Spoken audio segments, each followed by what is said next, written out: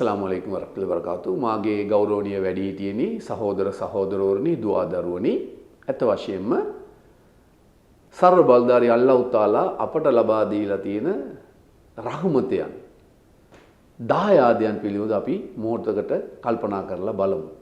අත වශයෙන්ම අපගේ සම්පූර්ණ ජීවිතයම අල්ලාහ් තාලා ලබා දීලා තියෙන ජීවිතයම විශාල සම්පතක්. අල්ලාහගේ දායාදයක්. අපි කියනවා මේ කේශාන්තයේ සිට මේ කෙස්වල අගය සිට පාදාන්තයේ දක්වාම අපේ සම්පූර්ණ ජීවිතේම අපිට අල්ලාහ් තාලා ලබා දීලා තියෙන දායාදයක් නෙවෙයිද? ඒ නිසා ඒ දායාද සියල්ල වරප්‍රසාද සියල්ල ලබාගත් අපි අල්ලාහ් තාලාට ස්තුතිවන්ත වෙන්න ඕනේ. නබි සල්ලල්ලාහු අලයිහි වසල්ලම් තුමා ගැන ආපු වෙලාවේදී තුමා එක වචනයක් පාවිච්චි කරන අබ්දන් ශකූරා මම අල්ලාහ් තාලාට ස්තුතිවන්ත දාසයෙක් වහලෙක් විය නොයුතුද කියලා නබිතුමා කියනවා. ඒ නිසා අපි උදාහරණ වශයෙන් එකක් දෙකක් අපි අරගෙන බලමු. මේ දිව අරගෙන අල්ලාහගේ කොච්චර විශාල දායාදයක්ද කියලා. මේ දිව සාමාන්‍ය මිනිහෙකුට ඒ කුඩා දරුවාගේ ඉඳලා වැඩි වියටපත් නැත්නම් වයෝවෘද්ධ මේ හැම දිනාටම ඒ දිව යම් කිසි ප්‍රමාණයක් තිබිය යුතුයි. ඒ දිව කොට වුණොත්, ඒ දිව අවශ්‍ය ප්‍රමාණයට වඩා දික් වුණොත් කතා බහේදී කොච්චර අපි ගොත ගැසීමක් හෝ අපහසුතාවකටපත් වෙනවද? ඒ දායාදය ගැන අපි කල්පනා කරලා බැලුවද? අපිට වඩා විශාල දිවවල තියෙන සත්තු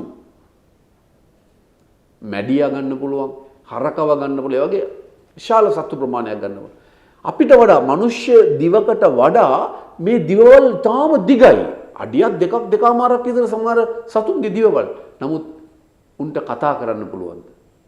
අඟල් 7ක් 8ක් ඇතුලේ තියෙන මේ දිව ඇත්ත වශයෙන්ම මොන තරම් භාෂා ප්‍රමාණයක් අපි කතා කරනවද? කල්පනා කරාද? මේ අල්ලාහ් තාලාගේ මේ දිව කියන සම්පත අවයවය තුලින් අපිට කොච්චර අල්ලාහ් තාලා විශාල දායාදයක් බවට පත් කරලා තියෙනවද? ඒ දිව, ඒ කියන්නේ අපි කට කියලා අපි කියන මුඛ කුහරේ වැදගත් අවයවයක් තමයි මෙන්න මේ දිව. එතකොට මේ දිවේ යම් කිසි දෝෂයක්, හානියක් සිදු වුණා නම් අපිට පැහැදිලි කතාව නැති වෙනවා.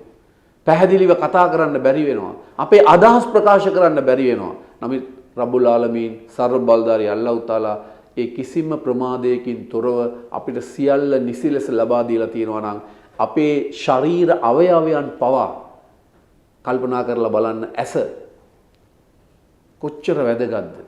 මොනතරම් තාක්ෂණයෙන් පිරිච්ච කැමරාවක් වගේ එකක් වුණත් ඒ තාක්ෂණයේ යම්කිසි දෝෂයක් ඇති වුණා නම් ඒ කැමරාව අපිට නිසි ලෙස භාවිත කරන්න බැරි වෙනවා. නමුත් ඇස කියන එක අපිට කොච්චර දුර බලන්න පුළුවන්ද? කොච්චර දේවල් කරන්න පුළුවන්ද මේ ඇස කියන එකේ? ඒ වගේ කන කියලා ගත්තත්, ඒ සෑම අවයවයක්ම ගත්තත්, අපේ සම කියලා ගත්තත්, අපේ ඇටකටු ගත්තත් මේ සෑම දෙයක්ම අල්ලාහ් තාලාගේ දායාදයක් ඇටියට සලකන්න ඕනේ. අපේ ඉසකෙස් කියන එක බලන්න. උදාහරණයක් වශයෙන් දැන් කෙස් හැලෙනවා. එක් කාන්තාවක් ඉන්නවා. එයා විවාහ වීමට දැන් සතියක් වගේ තියෙන්නේ. සම්පූර්ණ කෙස් ටික හැලෙනවා නම් දැන් මොකද කරන්නේ? තව සතියකින් ඇය මනමාලියක් වෙන්න යනවා. ඒ නිසා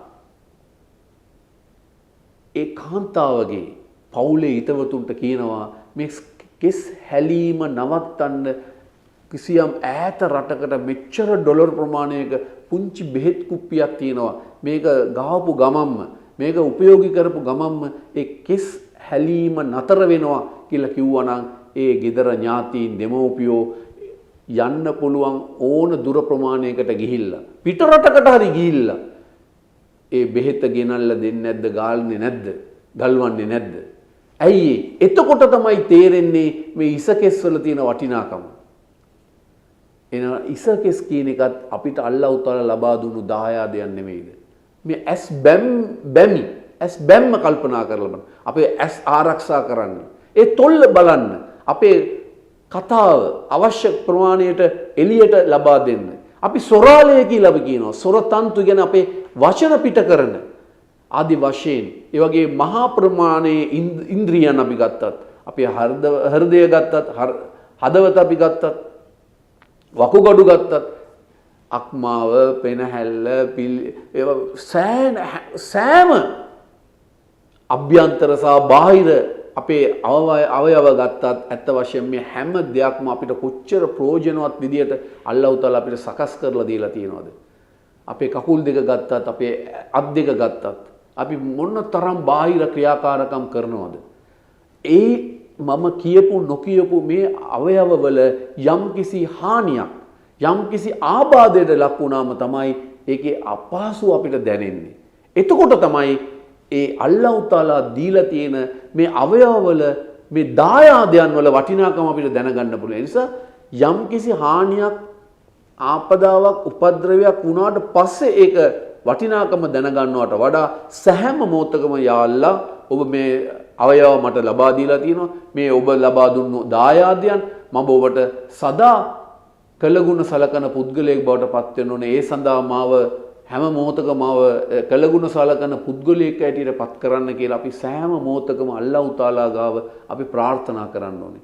මොකද මේ ජීවිතය කියන්නේ සහෝදර එකම එක වරමයි අපිට තියෙන එකම එක අවස්ථාවයි තියෙන්නේ. අපි ජීවත් වෙනවා, ඉපදෙනවා, ජීවත් වෙනවා, මිය යනවා. ඒ ඉපදීම සහ මරණය කියන අතරතුර ඒ ජීවිතය උපරිම ලෙස අපි අල්ලාහ් තාලාට කැමති, අල්ලාහ් තාලා සමාව දෙන, නිරයෙන් ආරක්ෂා කරන ස්වර්ගයට යන ජීවිතයක් අපි ලබා ගන්න ඕනේ. ඒ වගේ ජීවිතයක් ලබා ගැනීමට, ඒ වගේ ජීවිතයක් අපි අපේ ජීවිතය තුල සකසා ගැනීමට අල්ලාහ් තාලා ඔබටත් මටත් අපි සියලු දෙනාටම ඒ ශක්තිය, ධෛර්යය ලබා දේවා. ඔබ සියලු දෙනාටම අස්සලාමු අලයිකුම් වරහමතුල්ලාහි වබරකාතුහු.